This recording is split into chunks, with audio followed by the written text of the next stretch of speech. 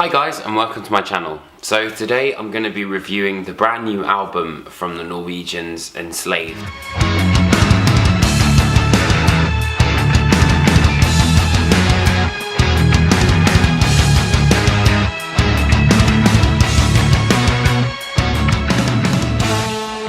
Following off of 2015's In Times, Enslaved celebrated their 25th anniversary last year.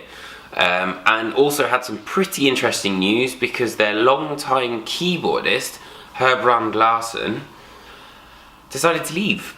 And they found the keyboard and vocal stylings of Håkon Vinje, which, I mean, like, you know, not only are they losing a keyboard player, but they're also losing the clean vocals, which was a huge part of Enslaved, and I think a big part of their evolution as a band. The brand new album, titled E, is kind of, its meaning is manifold, really. So you've got E as in enslaved, you've got E as in Ehwaz or Ehwaz, which is E-H-W-A-Z, which is a rune, which also means horse. So you've got horse, and there's all sorts of stuff. So the record itself is 6 tracks long, and you know, kind of following on from what they were doing within Times, it's kind of more, well, it's probably the most prog record they've ever released, to be honest. You know, like on Building with Fire, you could hear the kind of like rolling sort of stones in the beginning, which suggested a kind of like earthy sort of sound, and E has kind of like really run with that. I think it's also due to the fact that Ivar was working with Einar Selvik for Skogsjær. I think also to do with the 25th anniversary, you know, kind of, it's a big milestone, and it's a kind of reaffirmation of themselves, really. They've already released Storm Sun as a single.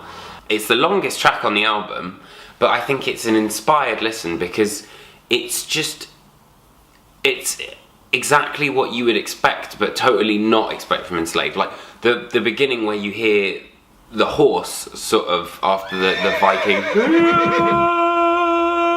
I thought it was going to be like, you know, like really heavy, and then it just goes into this really kind of like dreamlike clean section, and then comes in with this like thundering bass.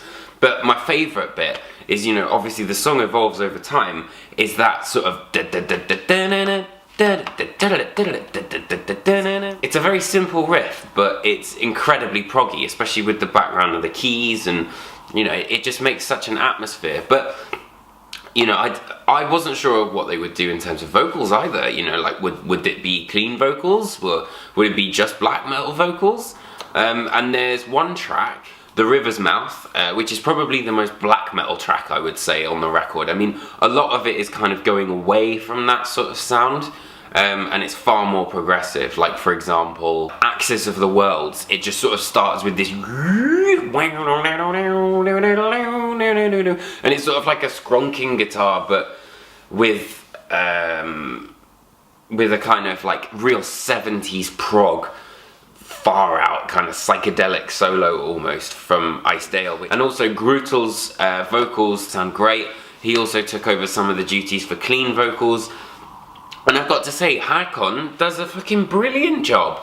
You know, like, imagine the amount of pressure that you would have had to record not only keyboards but vocals as well for this band, and you've got all these legions of fans who are expecting top notch, and he's delivered far beyond anyone that could actually think of it. Yeah, one of my other favourites is probably Sacred Horse, actually, which I found out in an interview with Ivar, that the solo in there, I thought it sounded really weird, and then I spoke to him and he said that it's actually him. I mean, fucking hell, the last track, Hindsight, has got a saxophone in it. I mean, when would you have ever thought of hearing a saxophone in an Enslaved song? You've got various other bits in the track where drummer Cato Beckervold kind of like goes pretty free form with the drums, and you know, it's following this kind of almost atmospheric, almost like a soundtrack sort of quality. There are bits where it's like, oh, and you get so lost in it that you're kind of like, oh shit, that track's finished, but did I sort of really listen to it? So you have to really kind of like put yourself in there, and it's definitely going to be on one of my albums of the year. I think that, you know, Enslaved have really kind of made a real landmark